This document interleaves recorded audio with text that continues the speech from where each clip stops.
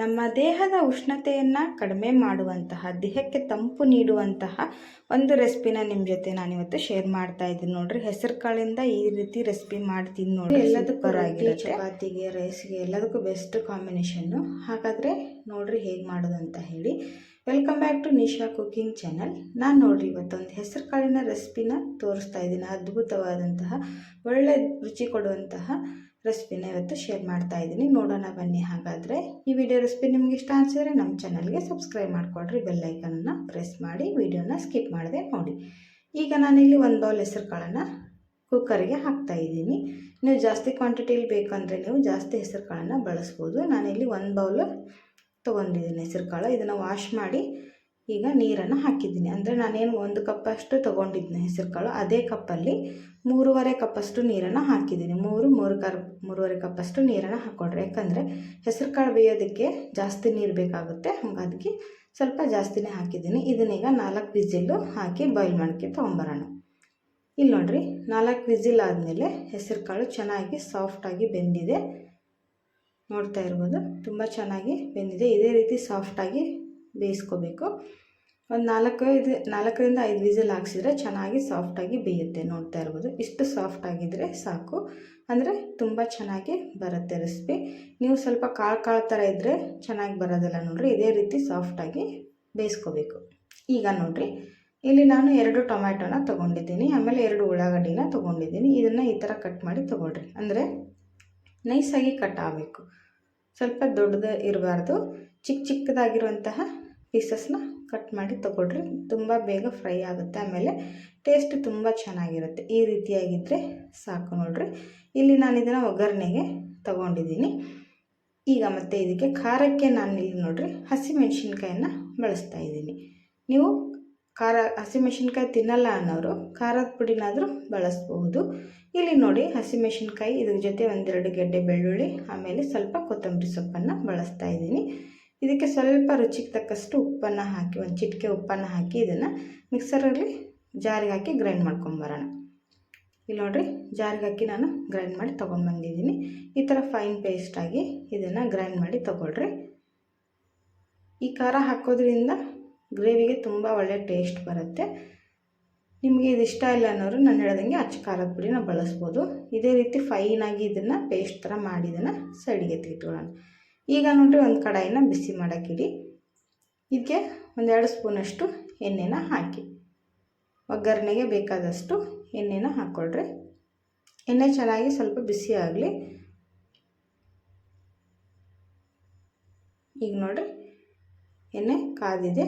ಇದಕ್ಕೆ ನಾನು ಒಗ್ಗರಣೆಗೆ ಸಾಸಿವೆ ಮತ್ತು ಜೀರಿಗೆನ ಹಾಕ್ತಾಯಿದ್ದೀನಿ. ಸಾಸಿವೆ ಜೀರಿಗೆ ಚಟ್ಪಟ ಅಂಥೇಳಿ ಸಿಡಿಲಿ ಚೆನ್ನಾಗಿ, ಒಗ್ಗರಣೆಗೆ ಒಳ್ಳೆ ಘಮ ಬರುತ್ತೆ ನೋಡಿರಿ. ಆಮೇಲೆ ಸ್ವಲ್ಪ ಜೀರಿಗೆನ ಹಾಕ್ತಾಯಿದ್ದೀನಿ. 2 ಸಿಡಿದ ಮೇಲೆ ಸ್ವಲ್ಪ ನಾನಿಲ್ಲಿ ಹಸಿ ಕರಿಬೇವನ್ನು ಬಳಸ್ತಾ ಇದ್ದೀನಿ. ಕರಿಬೇವು ಹಾಕೋದ್ರಿಂದನೂ ಅಷ್ಟೇ ಒಗ್ಗರಣೆಗೆ ಒಳ್ಳೆ ಘಮ ಬರುತ್ತೆ ನೋಡಿರಿ. ಟೇಸ್ಟ್ ಕೂಡ ಚೆನ್ನಾಗಿರುತ್ತೆ. ಆದಷ್ಟು ಫ್ರೆಶ್ ಇರುವಂತಹ ಕರಿಬೇವನ್ನು ಹಾಕಿದ್ರೆ ತುಂಬ ಚೆನ್ನಾಗಿ ಫ್ಲೇವರ್ ಕೊಡುತ್ತೆ. ಇದಕ್ಕೆ ಕಟ್ ಮಾಡಿದಂತಹ ಉಳ್ಳಾಗಡ್ಡಿನೂ ಸಹಿತ ಹಾಕ್ತಾಯಿದ್ದೀನಿ ನೋಡಿರಿ. ಉಳ್ಳಾಗಡ್ಡಿನೂ ನೀವಿಲ್ಲಿ ಕರೆಕ್ಟಾಗಿ 2 ಉಳ್ಳಾಗಡ್ಡಿನ ತೊಗೊಂಡಿದ್ದೀನಿ. ನೀವು ಜಾಸ್ತಿ ಮಾಡ್ತಿದ್ರೆ 2ರಿಂದ 3 ಉಳ್ಳಾಗಡ್ಡಿನ ಬಳಸ್ಬೋದು. ಈಗ ಇದು ಚೆನ್ನಾಗಿ ಫ್ರೈ ಆಗಲಿ ಒಗ್ಗರಣೆಯಲ್ಲಿ. ಸ್ವಲ್ಪ ಹಸಿ ಬಿಸಿ ಇರಬಾರ್ದು, ಕಲರ್ ಚೇಂಜ್ ಆಗೋವರೆಗೂ ಇದನ್ನು ಫ್ರೈ ಮಾಡಿಕೊಳ್ರಿ. ನೋಡಿರಿ, ಚೆನ್ನಾಗಿ ಫ್ರೈ ಆಗಿದೆ. ಹಸಿ ಬಿಸಿಯಾಗಿದ್ದರೆ ಟೇಸ್ಟ್ ಚೆನ್ನಾಗಿರಲ್ಲ. ಈ ಥರ ಚೆನ್ನಾಗಿ ಫ್ರೈ ಮಾಡಿಕೊಳ್ರಿ ಕೆಂಪಗಾಗೋವರೆಗೂ. ಫ್ರೈ ಆದಮೇಲೆ ಇದಕ್ಕೆ ಕಟ್ ಮಾಡಿದಂತಹ ಟೊಮ್ಯಾಟೋನು ಸಹಿತ ಹಾಕ್ತಾಯಿದ್ದೀನಿ. ನೋಡಿ, ಟೊಮ್ಯಾಟೊ ಕೂಡ ಚೆನ್ನಾಗಿ ಫ್ರೈ ಆಗಬೇಕು. ಸ್ವಲ್ಪ 1-2 ನಿಮಿಷ ಚೆನ್ನಾಗಿ ಇದನ್ನು ಫ್ರೈ ಮಾಡಿಕೊಳ್ರಿ. ಒಗ್ಗರಣೆಯಲ್ಲಿ ಚೆನ್ನಾಗಿ ಎಲ್ಲ ಫ್ರೈ ಆದ್ರೇ ನೋಡಿರಿ ಟೇಸ್ಟು ತುಂಬ ಚೆನ್ನಾಗಿರುತ್ತೆ, ರುಚಿನೂ ಜಾಸ್ತಿ ಆಗುತ್ತೆ ನೋಡಿ. ಈಗ ಇದನ್ನು ಲೋ ಫ್ಲೇಮ್ ಇಟ್ಕೊಂಡು ಚೆನ್ನಾಗಿ ಫ್ರೈ ಮಾಡಿರಿ. ಇದಕ್ಕೆ ಒಂದು ಅರ್ಧ ಸ್ಪೂನಷ್ಟು ನಾನು ಉಪ್ಪನ್ನು ಹಾಕ್ತಾಯಿದ್ದೀನಿ. ಅಂದರೆ ಟೊಮ್ಯಾಟೊ ಬೇಗ ಸಾಫ್ಟ್ ಆಗುತ್ತೆ ಅಂಥೇಳಿ. ಯಾಕೆಂದರೆ ಇಲ್ಲಿ ನಾನು ಎಷ್ಟು ಗ್ರೇವಿಗೆ ಬೇಕೋ ಅಷ್ಟು ಉಪ್ಪನ್ನು ಹಾಕ್ತಾ ಇಲ್ಲ. ಸ್ವಲ್ಪ ಇದು ಟೊಮ್ಯಾಟೊ ಸಾಫ್ಟ್ ಆಗೋಕ್ಕೋಸ್ಕರನೇ ಹಾಕ್ತಾಯಿದ್ದೀನಿ ನೋಡಿರಿ. 1 ಚಿಟಿಕೆ ಅಷ್ಟು ಹಾಕಿ ಈಗ ಇದನ್ನು ಮತ್ತೆ 1-2 ನಿಮಿಷ ಚೆನ್ನಾಗಿ ಇದನ್ನು ಫ್ರೈ ಮಾಡಿಕೊಳ್ರಿ. ಟೊಮ್ಯಾಟೊ ಚೆನ್ನಾಗಿ ಫ್ರೈ ಆದ್ರೇ ಗ್ರೇವಿಗೆ ಒಳ್ಳೆ ಟೇಸ್ಟ್ ಕೊಡುತ್ತೆ ನೋಡಿರಿ. ಇದು ಸರಿಯಾಗಿ ಇನ್ನೊಂದು 2 ನಿಮಿಷ ಫ್ರೈ ಆಗಲಿ. ನೋಡಿ, ಇಲ್ಲಿ ಸರಿಯಾಗಿ ಉಳ್ಳಾಗಡ್ಡಿ ಟೊಮೆಟೊ ಎಲ್ಲದನ್ನು ಚೆನ್ನಾಗಿ ಫ್ರೈ ಮಾಡ್ಕೊಂಡಿದ್ವಿ. ಇದಕ್ಕೆ ಇವಾಗ ನಾವು ಫಸ್ಟು ಇನ್ನು ಖಾರ ರೆಡಿ ಮಾಡ್ಕೊಂಡಿದ್ವಲ್ವ ಅದನ್ನು ಹಾಕೋಣ. ಹಸಿಮೆಣ್ಸಿನ್ಕಾಯಿ ಖಾರದ ಪೇಸ್ಟನ್ನು ಹಾಕ್ತಾಯಿದ್ದೀನಿ ನೋಡಿ. ನೋಡಿಕೊಂಡು ನೋಡಿರಿ ಖಾರಕ್ಕೆ ಎಷ್ಟು ಬೇಕೋ ಅಷ್ಟನ್ನು ಆ್ಯಡ್ ಮಾಡ್ಕೊಳ್ಳೋಣ. ನಾನಿಲ್ಲಿ 2 ಸ್ಪೂನ್ನಷ್ಟು ಹಾಕ್ತಾಯಿದ್ದೀನಿ ನೋಡಿ. ಈ ಖಾರ ಇದ್ರೇ ಒಳ್ಳೆ ಟೇಸ್ಟ್ ಕೊಡುತ್ತೆ ನೋಡಿರಿ ಹೆಸರು ಕಾಳು ಗ್ರೇವಿಗೆ. ಖಾರದ ಪುಡಿ ಹಾಕಿದರೂ ಟೇಸ್ಟ್ ಕೊಡುತ್ತೆ, ಬಟ್ ಇದನ್ನು ಹಾಕಿದರೆ ಒಳ್ಳೆ ರುಚಿ ಕೊಡುತ್ತೆ. ಈಗ ಇದನ್ನು ಚೆನ್ನಾಗಿ ಒಗ್ಗರಣೆಯಲ್ಲಿ ಮಿಕ್ಸ್ ಮಾಡ್ಕೊಳ್ಳೋಣ. ಇಲ್ಲ ನಾನು 2 ಸ್ಪೂನಷ್ಟು ಖಾರನ ಬಳಸ್ತಾ ಇದ್ದೀನಿ.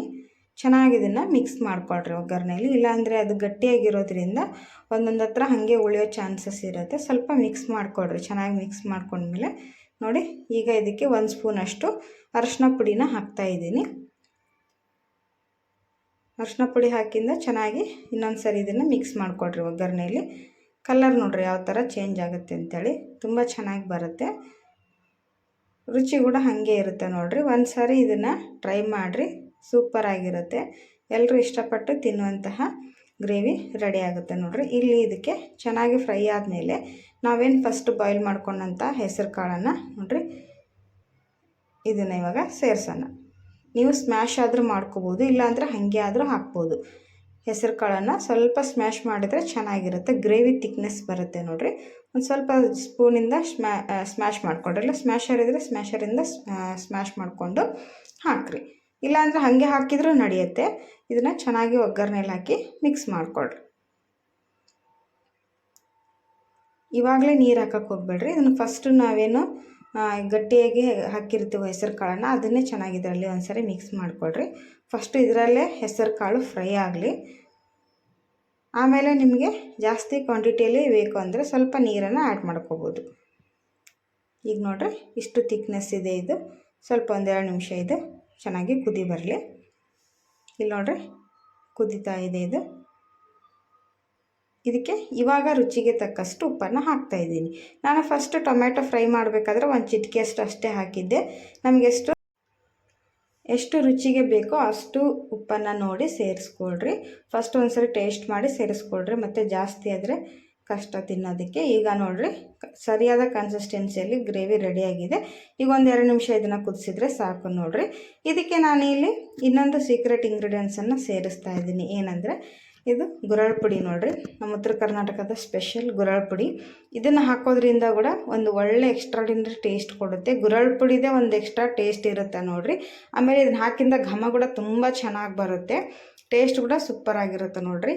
1-2 ಸ್ಪೂನಷ್ಟು ಇದನ್ನು ಹಾಕಿ ಚೆನ್ನಾಗಿ ಇದನ್ನು ಮಿಕ್ಸ್ ಮಾಡಿಕೊಡ್ರಿ. ಮಿಕ್ಸ್ ಮಾಡ್ಕೊಂಡು ಮತ್ತೆ 1-2 ನಿಮಿಷ ಬಾಯ್ಲ್ ಮಾಡಿದ್ರೆ ಸಾಕು, ಕುದಿಸಿದ್ರೆ ಸಾಕು, ಜಾಸ್ತಿ ಹೊತ್ತು ಕುದಿಸೋದೇನು ಬೇಡ ನೋಡಿರಿ. ಚೆನ್ನಾಗಿ ಬಾಯ್ಲ್ ಆಗಿದೆ. ಈಗ ಇದನ್ನು ಫ್ಲೇಮ್ ಆಫ್ ಮಾಡಿ ಸ್ವಲ್ಪ ಮೇಲೆಯಿಂದ ಹಸಿ ಕೊತ್ತಂಬರಿ ಸೊಪ್ಪನ್ನು ಹಾಕ್ತಾಯಿದ್ದೀನಿ.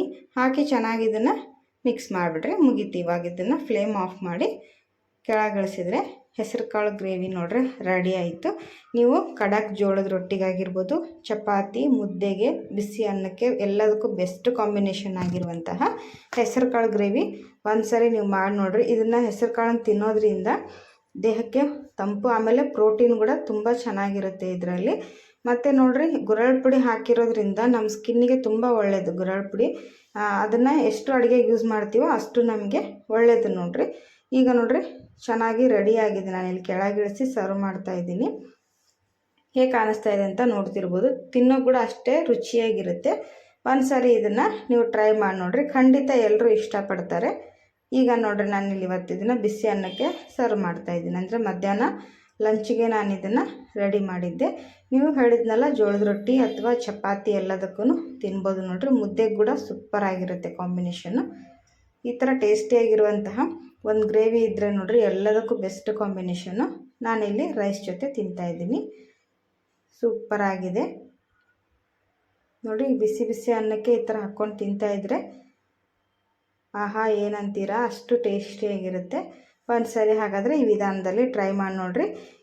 ನಾನು ಹೇಳ್ದಂಗೆ ಈ ವಿಡಿಯೋ ರೆಸಿಪಿ ನಿಮ್ಗೆ ಇಷ್ಟ ಅನಿಸಿದರೆ ನಮ್ಮ ಚಾನಲ್ಗೆ ಸಬ್ಸ್ಕ್ರೈಬ್ ಮಾಡಿಕೊಡ್ರಿ. ಬೆಲ್ಲೈಕನನ್ನು ಪ್ರೆಸ್ ಮಾಡಿ. ಬೆಲ್ಲೈಕನ್ ಪ್ರೆಸ್ ಮಾಡೋದ್ರಿಂದ ನಾನು ಹಾಕೋ ಡೈಲಿ ವಿಡಿಯೋ ನೋಟಿಫಿಕೇಷನ್ ನಿಮಗೆ ಬರುತ್ತೆ. ಆವಾಗ ನಾನು ಮಾಡುವಂಥ ಎಲ್ಲ ರೆಸಿಪಿಗಳನ್ನು ಈಸಿಯಾಗಿ ನೋಡ್ಬೋದು. ನೋಡಿ ಎಷ್ಟು ಟೇಸ್ಟಿಯಾಗಿ ಬಂದಿದೆ ಅಂದರೆ ಸೂಪರಾಗಿದೆ. ಹಾಗಾದರೆ ತಡ ಯಾಕೆ, ನೀವು ಕೂಡ ಇವತ್ತೇ ಟ್ರೈ ಮಾಡಿ ನೋಡಿ. ಇಷ್ಟ ಅನಿಸಿದ್ರೆ ಲೈಕ್ಸ್ ಮಾಡಿರಿ, ಶೇರ್ ಮಾಡಿರಿ. ಬಾಯ್.